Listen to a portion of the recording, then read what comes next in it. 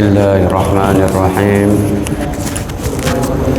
Assalamualaikum warahmatullahi wabarakatuh.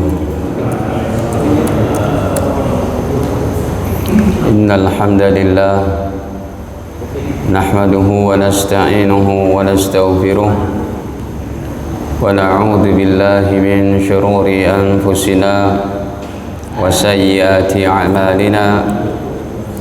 Man yahdihillahu fala mudilla lahu wa man yudlil fala hadiya lahu. Asyhadu an la ilaha illallah wahdahu la syarika lahu wa asyhadu anna sayyidana wa nabiyyana Muhammadan abduhu wa rasuluhu la nabiyya ba'dah. Allahumma salli wa sallim ala nabiyyina Muhammadin wa ala alihi wa sahbihi wa man ittaba'ahum bi ihsanin ila yaumil qiyamah, amma ba'd. Fa ya ma'syaral muslimin wal muslimat, usikum wa nafsi bi taqwallah, faqad fazal muttaqun. Qala Allah ta'ala, ya ayyuhalladzina amanu taqullaha haqqa tuqatih wa la tamutunna illa wa antum muslimun. Alhamdulillah, para hadirin kaum muslimin wal muslimat yang dirahmati Allah Ta'ala. Sebelumnya marilah senantiasa kita panjatkan puji syukur kehadiratnya atas segala limpahan nikmatnya pada kita semua, terutama sekali nikmat iman, Islam, sehat afiat.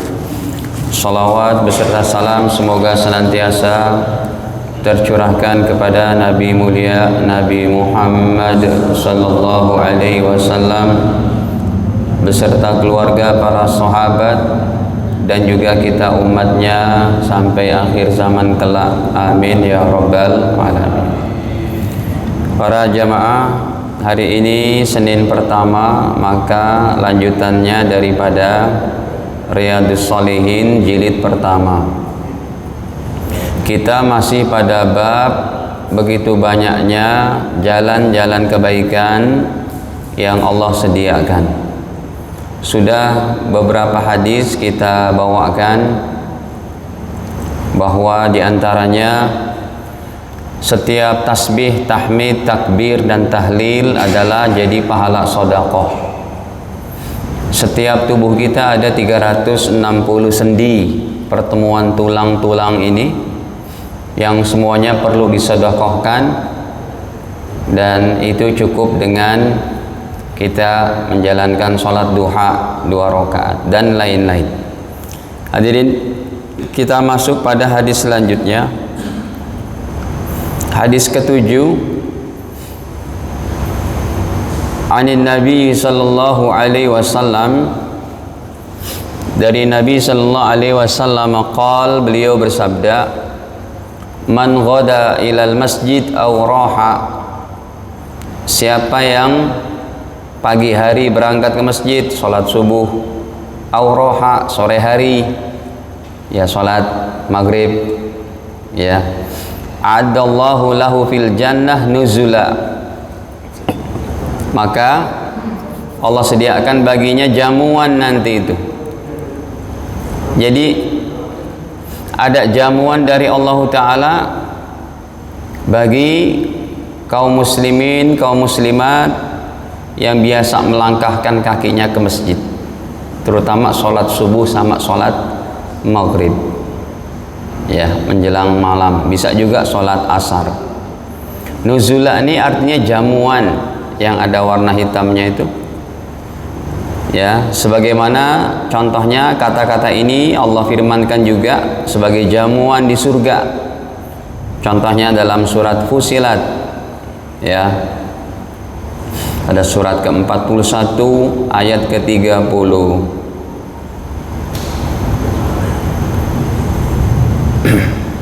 Pada ayat ke-32, ketika Allah berbicara masalah istiqomah, ya, maka pada ayat ke-32-nya orang-orang ini ketika di surga Allah katakan bahwa walakum fiha ma tashtahi anfusukum, di dalam surga bagi kalian apa yang menjadi keinginan-keinginan kalian, walakum fiha ma tad'un, dan apa-apa yang kalian minta semua akan diberikan. Nuzula, kayak hadis tadi ya, nuzulam min ghafurir rahim, sebagai jamuan dari Allah yang maha pengampun lagi maha penyayang.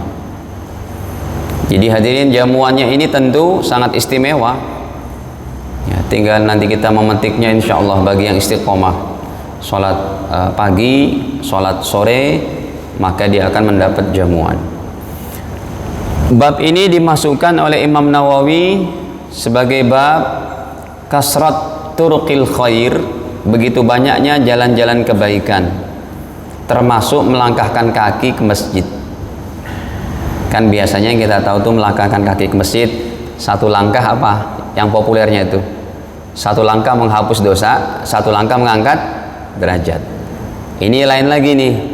Setiap Anda berangkat pagi ke masjid subuh, sore, asar atau maghrib, maka Allah sediakan nanti di surga sebagai balasannya itu ya, yaitu nuzula, ada jamuan-jamuan istimewa. Baik, kemudian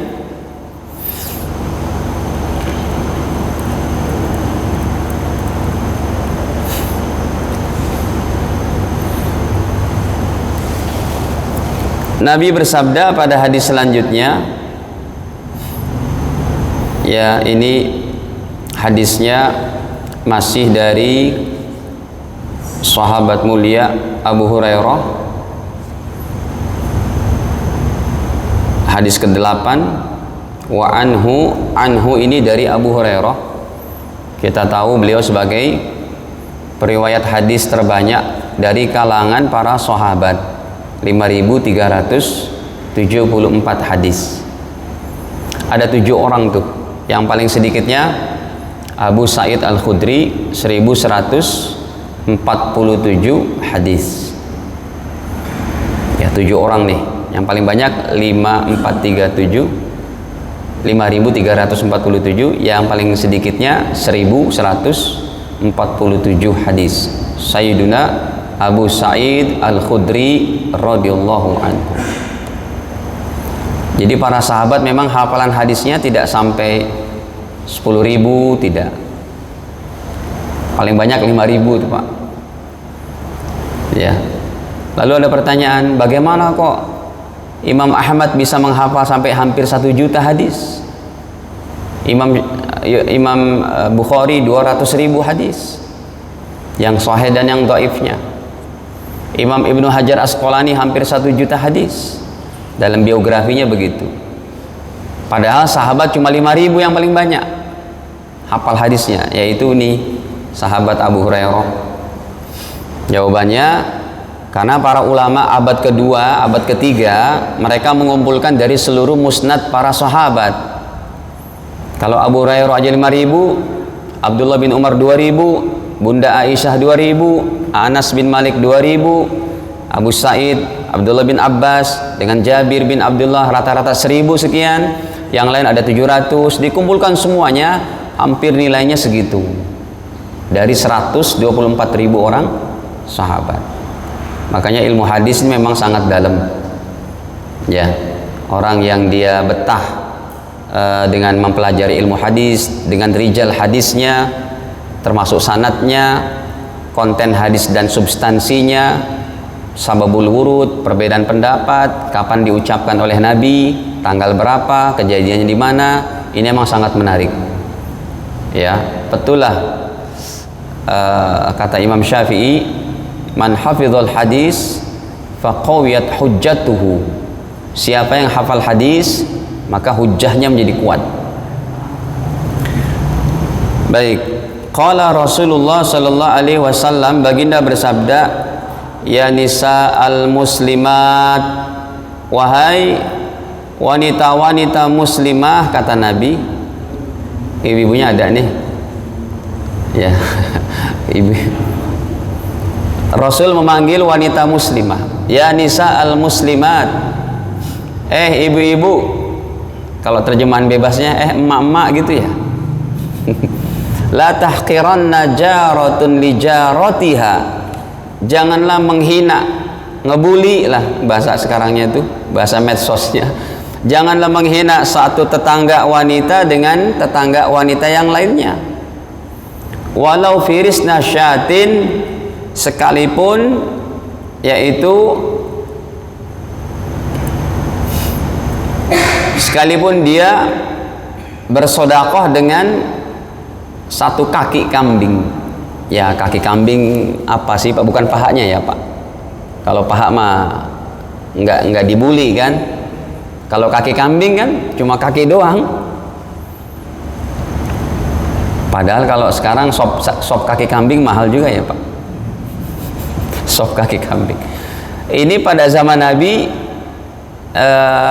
adat yang saat itu berlaku, sedekah dengan kaki kambing tuh bagi tetangga dibanyakin airnya, cuma kakinya aja nih, nggak ada daging yang ininya gitu ya, daging yang empuknya, tulang, dibanyakin kuahnya. Kata Nabi, itu pun tidak boleh kamu hinakan. Walau firisna syatin, sekalipun ada yang memberikan kalian dengan, ataupun seseorang memberikan yang lainnya dengan, yaitu satu kaki kambing yang udah dimasak sop gitu, harus dihargai. Bahkan yang hadis terdahulunya yang bulan lalu udah kita bahas, sama mirip-mirip bahasanya pakai la tahqiron. Ini kan la tahqiron, jangan hinakan, jangan kamu menghinakan, menganggap remeh ya, jangan ngecilin. La tahqironna bil ma'rufi syai'a, jangan kamu menghinakan perbuatan baik sedikit pun. Lafaz yang sebelumnya apa? Walau antalqa akhaka biwajhin taliq, sekalipun kamu bertemu dengan saudaramu dengan wajah tersenyum, itu pun perbuatan baik. Artinya jalan-jalan kebaikan begitu banyak. Dari hadis ini hadirin, baik sekali kalau tetangga dengan yang lain itu suasananya suasana kekeluargaan, suasana memberi. Ya, kita ingat ini Pak, bagi diri kita, keluarga kita, tetangga-tetangga nih. Apa enak dengan tetangga saling cemberutan? Dan kalau ada masalah dimusyawarahkan. Ini tetangga jambunya banyak nih, tapi daunnya ke yang sebelahnya aja tuh. Jambunya nggak dapat, dapatnya apa? Daunnya jatuh, daun jatuhnya aja. Itu yang punya pohon harus mengerti. Entah dipotong sedikit, ya, atau dirapikan setiap apanya, sampahnya, daun-daun yang jatuhnya. Kemudian pas buahnya berbuah diapain? Dibagi. Gitu. Sama analoginya begitu. Dengan tetangga ini harus baik. Makanya Nabi tidak berkata carilah tetangga, apa itu maksudnya, maksud saya sebelum kita pindah rumah carilah tetangga itu, jangan nggak kenal dulu, cari dulu nih tetangganya orang Islam, orang baik gitu ya. Bahkan kalau kita lihat kehidupan di rumah-rumah klaster yang rumahnya rata-rata 500 meter persegi, itu insya Allah yang kenal cuma pembantu sama pembantunya itu. Kalau tuannya jarang kenal gitu. Paling supirnya yang lagi nyuci mobil, yang ini pun nyuci mobil. Weh, kapan mudik gitu kan. Paling diantara mereka aja kan gitu. Nah, ini kecuali illa masya Allah, kalau di situ memang ada masjid. Ada, kita lihat memang komplek-komplek mewah ada masjid. Nah, itu keakraban bisa terjadi dengan cara mereka kan selalu lewat rumah, mereka tegur, di masjid pun mereka berkumpul, sekalipun rumahnya besar-besar. Ya, nah ini masuknya dalam bab begitu banyaknya jalan kebaikan, sekalipun sedekah makanan dengan satu kaki kambing yang kecil gitu. Firis nasyad. Baik. Masih dari Abu Hurairah, hadis ke-9. Banyak banget ini beliau meriwayatkannya. Anin Nabi sallallahu alaihi wasallam, dari baginda Nabi sallallahu alaihi wasallam, qal, beliau bersabda, al imanu bid'un wa sab'un. Iman itu ada 70 lebih. Ya. Iman itu jumlahnya ada 70 lebih. Dalam riwayat yang lain, au bid'un wa sittuna syu'bah. Iman itu ada 60 lebih cabangnya. Keimanan, cabang keimanan. Fa afdaluha, yang paling afdalnya, qaulu la ilaha illallah, mengucapkan la ilaha illallah, meyakini la ilaha illallah. Kenapa iman ini yang paling tinggi? Inilah segala-galanya. Ini bukan sekedar zikir saja. Ini sebuah pengakuan seorang hamba kepada Rabb-nya, kepada Tuhannya yang diesakan, Tuhannya yang mentarbiyah seluruh alam.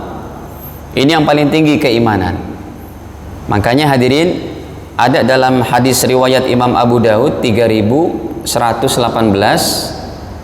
jaminan seseorang yang disebut husnul khotimah, ya, di antaranya betul-betul dia mengucapkan la ilaha illallah ketika meninggal dunianya, atau mengucapkan asma Allah atau zikrullah, meninggal mengucapkan Allahu Akbar, meninggal mengucapkan subhanallah, meninggal mengucapkan Allah Allah, termasuk itu husnul khotimah. Cuma letterlock hadisnya secara matannya itu man kana akhiru kalamih la ilaha illallah. Hadis ini derajatnya sahih, riwayat Imam Abu Daud. Kalau dalam Maktabah Syamilahnya ini versi kitab digitalnya 3118. Nih, qala Rasulullah sallallahu alaihi wasallam, baginda bersabda, man kana akhiru kalamih, siapa orangnya yang akhir ucapannya ketika sakarat mautnya dapat ngucapin la ilaha illallah, dakhalal jannah, dijamin masuk surga. Makanya hadirin, jangan tinggalin, minimal baca 100 kali nih sehari, la ilaha illallah, la ilaha illallah. Kalau ulama-ulama kita mah bacanya masya Allah, ya, bukan cuma 100, 1000, 2000 sampai 5000. Kalau bapak ibu belum punya pegangan zikir, saya kasih ini zikir standar. Zikir pun ada standar, Pak, ya, bukan cuma SNI ini, standar dunia akhirat. Kalau bapak ibu belum ada standar zikir, lakukanlah yang ini. Kok besar banget? Yang pertama hadirin, zikir kita berikanlah hak Allah. Ini yang saya maksudkan tadi. Zikir berikan hak Allah, baca la ilaha illallah 100 kali minimal, gitu. Nih 100 kali minimal. Yang kedua, berikan zikir kita hak Nabi sallallahu alaihi wasallam. Kalau ini adalah bacalah sholawat kepada baginda. Insya Allah nanti bab sholawat ada pada jilid keduanya. Atau udah belum sih sholawat? Sudah nih hadis sholawat, ya. Ini kita tambahin sedikit karena berkaitan dengan la ilaha illallahnya itu. Sekalian sholawat kita baca juga paling enggak 100 kali. Sholawat yang paling gampang itu ucapannya cuma sallallahu ala Muhammad. Ini yang paling gampang. Sallallahu ala Muhammad, sallallahu ala Muhammad. Ini adalah salawatnya Jibril alaihissalam. Yang ketiga hadirin, berikanlah zikir hak diri dan orang tua. Wah, ini hebat sekali nih. Bacalah hadirin apa? Rabbighfirli wali walidayya 100 kali.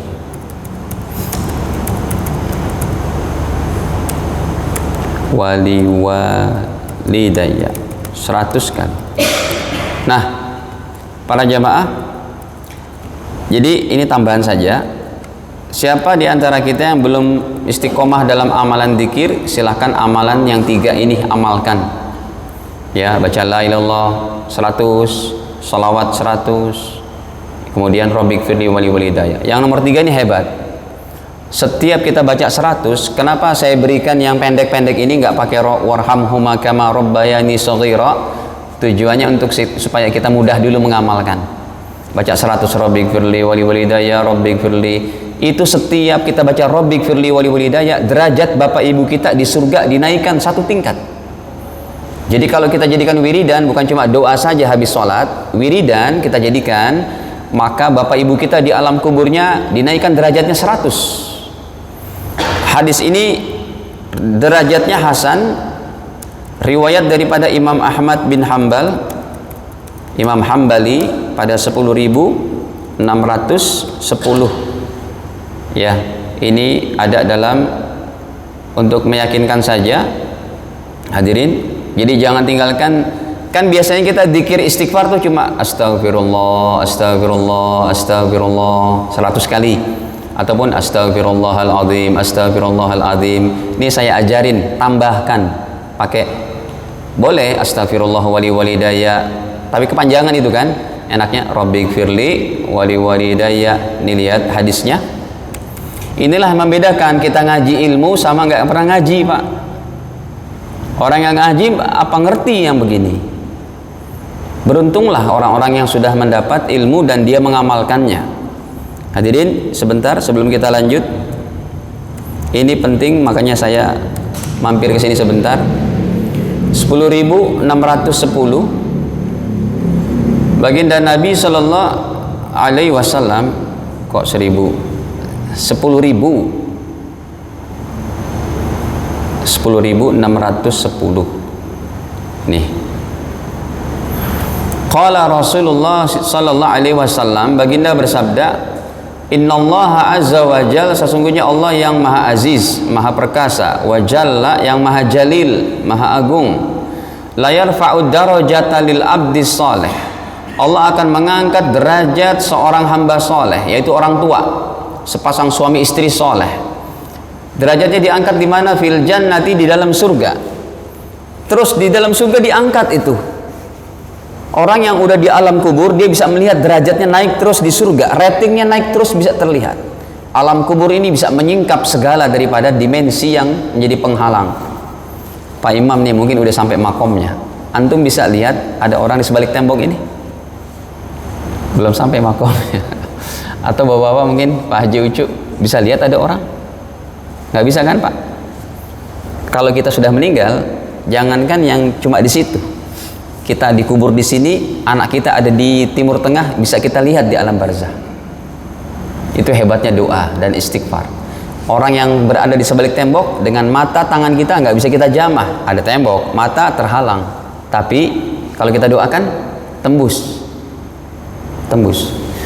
Akhirnya orang tua berkata, fayaqul ya Rabbi, ya Allah Tuhanku, anna li hadih, ini dari mana saya dapatkan?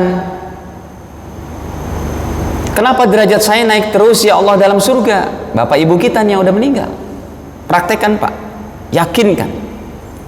Sayang nih hidup cuma sekali. Fayaqul, maka Allah Ta'ala menjawab, bistighfari waladika laka, ini karena istighfarnya putra putrimu, laka untukmu, derajatmu naik terus. Berdasarkan hadis ini kita tambahin, kalau kita wiridan istighfar jangan cuma astagfirullahaladzim, tambahin kayak tadi Rabbighfirli wali walidayya, Rabbighfirli wali walidayya, terus naik. Sehari naik 100 derajat bapak ibu kita, diampuni dosanya, ditinggikan derajatnya. Kalau 2 hari, kalau sebulan aja kita istiqomah, 3.000 Pak. Kalau setahun, 10 bulan aja udah hampir 300 ribuan derajatnya itu dinaikkan oleh Allah. Jadi jangan sia-siakan Pak. Ya, kita masih hidup, masih ada hubungan batin dengan bapak ibu kita. Hubungan batinnya itu adalah doa kita, istighfar kita yang kita sampaikan. Baik, kita kembali.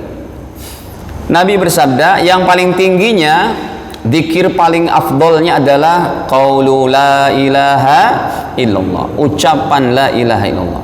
Wa adnaha, dan yang paling rendahnya termasuk cabang keimanan, yang paling simpel, paling rendahnya itu termasuk dihargai sebuah keimanan, nilai keimanan, sampel keimanan apa? Imatatul adza anit tariq, mengambil benda-benda di jalan raya yang berbahaya kalau terkena kepada orang yang melewatinya.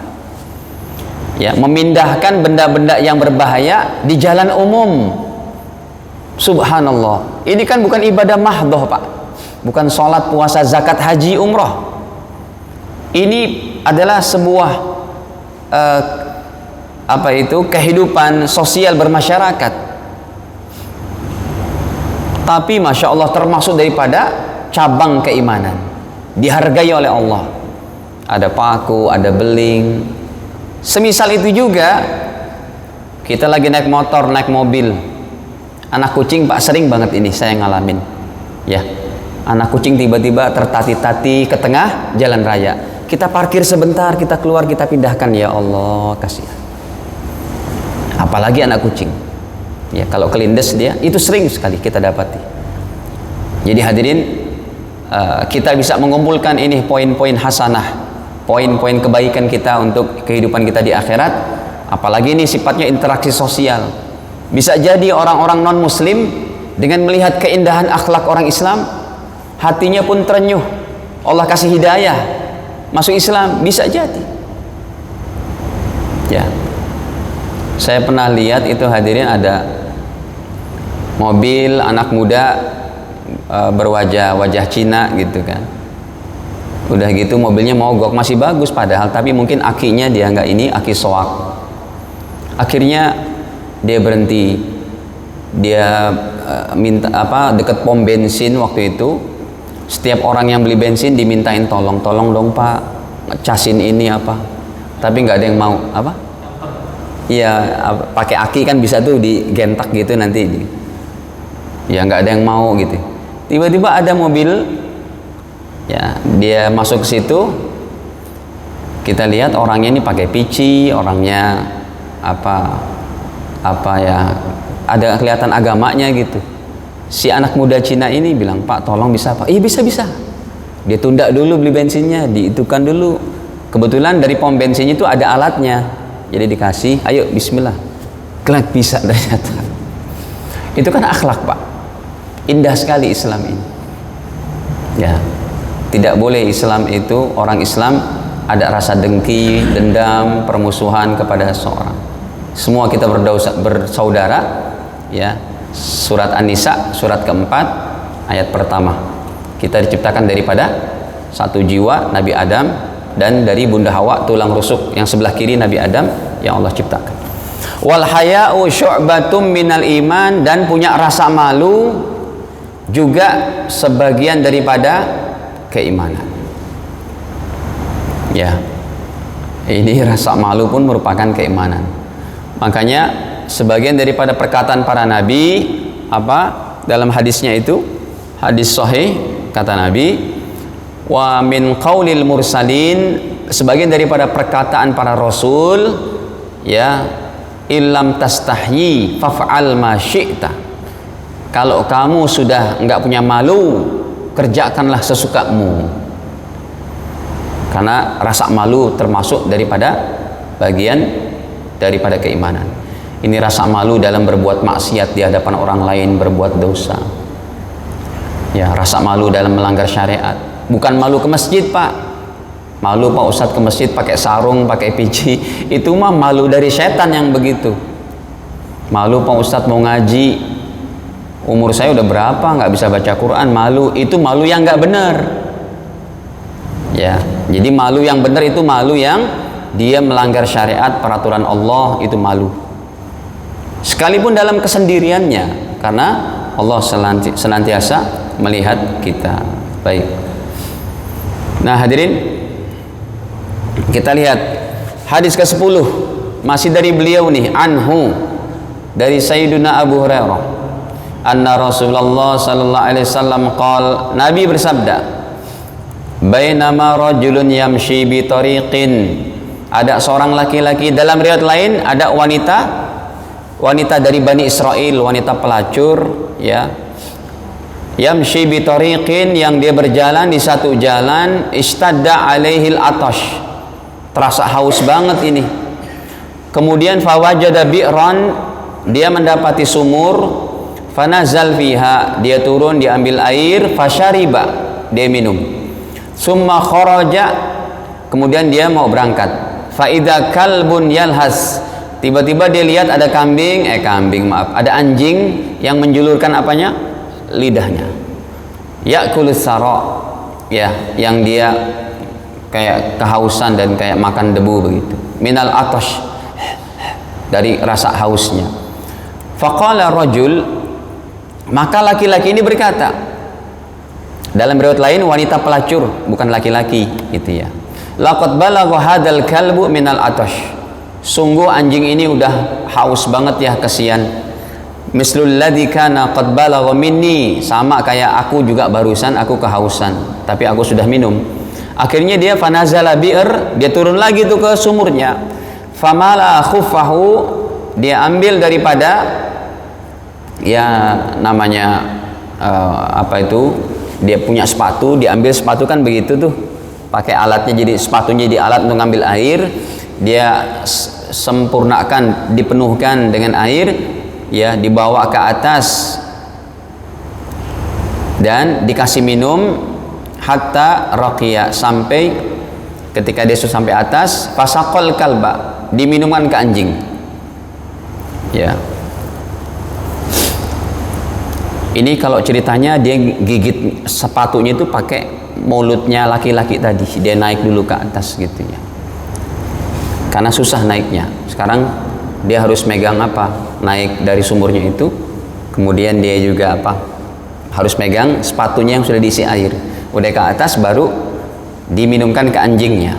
Fasyakarallahu lahu, maka Allah mensyukuri dari perbuatan perempuan yang tidak baik ini, ya.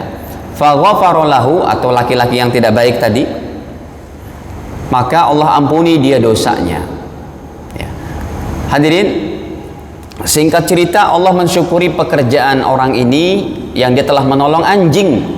Anjing ini najis berat, Allah mensyukuri, Allah kasih hidayah, dia bertobat pulang ke rumah, tidak berbuat zina lagi, tidak berbuat yang tidak baik lagi, laki atau perempuannya ini. Kemudian dia bertobat sejadi-jadinya, dia beribadah kepada Allah, meninggal masuk surga. Asbabnya itu adalah pekerjaan yang ringan, begitu mudahnya jalan-jalan kebaikan. Allah memandang seseorang sekalipun dia memberikan minum kepada seekor binatang yang dihukumi dalam hukum fikihnya najis, mughalladhah, najis yang berat. Qalu, ya Rasulullah, para sahabat bertanya nih, setelah apa? Setelah kejadian itu diceritakan oleh Nabi, innalana fil bahaim ajra, ya Rasul, apakah kalau kita memberi minum kepada ternak-ternak kami, onta, sapi, kambing, apakah dapat pahala juga? Sahabat ingin lebih jelas lagi. Tadi anjing, ini bagaimana kalau kita punya ternak? Faqal, Nabi bersabda, fi kulli kabidin ratbatin ajrun, adalah tetap kalian dapat pahala ketika kalian bersedekah kepada setiap makhluk, boleh dimakan atau tidak boleh dimakan, tetap dapat pahala, ya. Ini berarti umum sekali hadis ini, begitu mudah jalan kebaikan. Kalau bapak suka pelihara ikan koi di rumah, kasih makan, bismillah, ayo makan, itu dapat pahala. Tapi harus berimbang. Apa termasuk nyiram kembang? Nyiram kembang dia tidak ada hatinya, Bu. Kembang itu pohon tidak punya hati. Ini hadisnya fi kulli kabidin ratbah, hati yang masih basah, artinya makhluk yang hidup. Tanaman tidak termasuk makhluk hidup yang seperti manusia dan hewan. Begitu. Dan apa? Jadi kalau pepohonan memang tidak termasuk. Tapi kalau Anda hadisnya itu siapa yang menanam pepohonan dan pohonnya bisa dimanfaatkan untuk orang lain, maka itu menjadi pahala sedekah, nanti ada juga. Ya.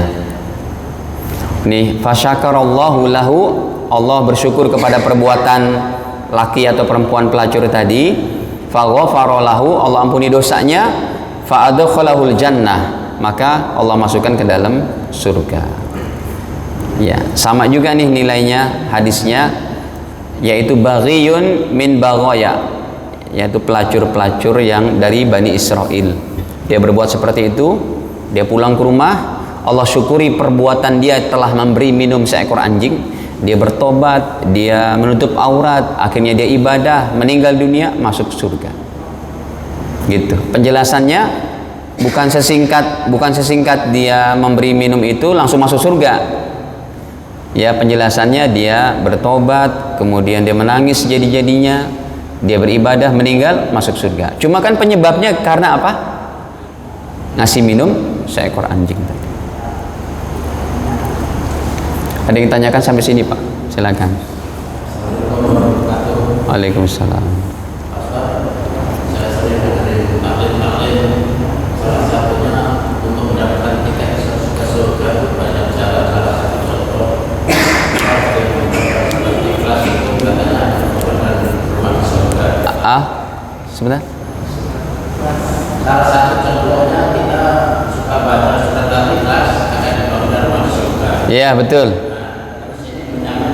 Saya sendiri waktu masih dinas, karena kita banyak berpimpinan, sering sholat, berdoa, macam-macam. Ada ramadhan, kadang-kadang pimpinan tidak disiapkan media saja sholat bareng, malah berhenti untuk mendengar aja.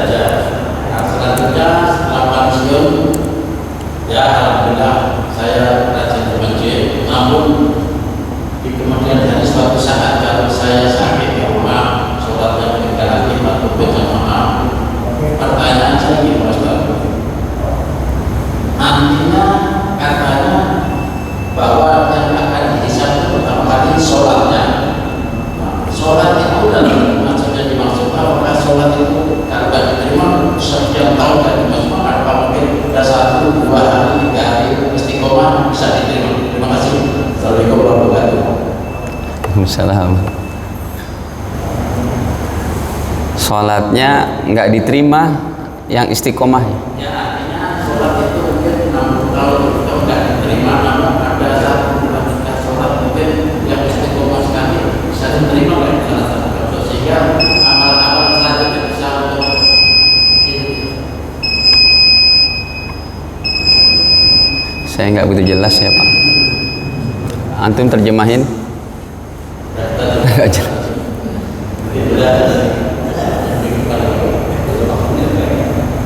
Nggak apa-apa, sedikit lagi. Masih jam 7. Maksud saya ini, Ustaz. Kita Singkat aja, singkat. ya kita sholat sekian tahun, apakah 1, 2 hari, 3 hari ada yang diterima? Ada yang tidak diterima. Ada yang diterima kan? Apa secara makhluk tidak terima semuanya kan?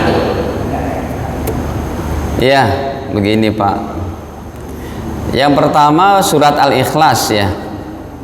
Bapak mengamalkan surat Al-Ikhlas, baca surat Al-Ikhlas gitu. Yang pertama, baca surat Al-Ikhlas, hadisnya riwayat Imam Ahmad ya. Nomornya sudah cukup jauh, 15.000 sekian. Ya, bahwa Nabi bersabda, "Man qara'a surat Al-Ikhlas", siapa yang baca surat Al-Ikhlas tapi bacanya 10 kali. Nih, 15.610. Ya, sudah cukup jauh. Siapa yang baca surat Al-Ikhlas asyra marrat, jangan sekali bacanya. Jadi kalau sekali nggak dapat ini, bacanya 10 kali. Maka banallahu lahu qasran fil jannah. Allah buatkan baginya satu istana di surga. Ini termasuk jalan kemudahan dalam agama ini. Silakan diamalkan Pak. Sehari mau 10, mau 20 kelipatannya. Sebab Sayyidina Umar bin Khattab berkata, "Idzan astakthir ya Rasulullah." Kalau begitu saya perbanyak kelipatannya, boleh tidak ya Rasul? Kalau 10 aja dapat satu istana di surga, kalau 20 dapat 2, kalau 100 dapat 10. Bisa enggak ya Rasul? Apakah itu jadi bid'ah? Kan Nabi cuma perintahkan 10. Jawabannya, faqala Rasulullah, beliau bersabda, aksar wa atyab, kalau kamu baca lebih banyak, atyabu lebih baik. Gitu. Yang kedua, sebentar, dikit lagi. Yang kedua, kalau Bapak pertanyaannya sholat saya yang puluhan tahun bisa nggak diterima nggak 2 hari 3 hari? Ini semuanya wallahu a'lam. Yang menerima sholat kita, ibadah kita siapa? Laporannya pun belum ada. Cuma satu Pak, kita diperintahkan setelah kita melaksanakan kewajiban sholat, rukun-rukunnya, syarat-syaratnya, sunnah-sunnahnya, satu kita diminta husnuzon kepada Allah, kalau Allah tetap akan terima amal kita. Allah alam bisawab. Ini saja dapat kami sampaikan, kekurangan dimaafkan, dan kita tutup dengan kafarah majelis. Subhanakallahumma bihamdik, asyhadu an la ilaha illa anta astaghfiruka wa atubu ilaik. Wassalamualaikum warahmatullahi wabarakatuh.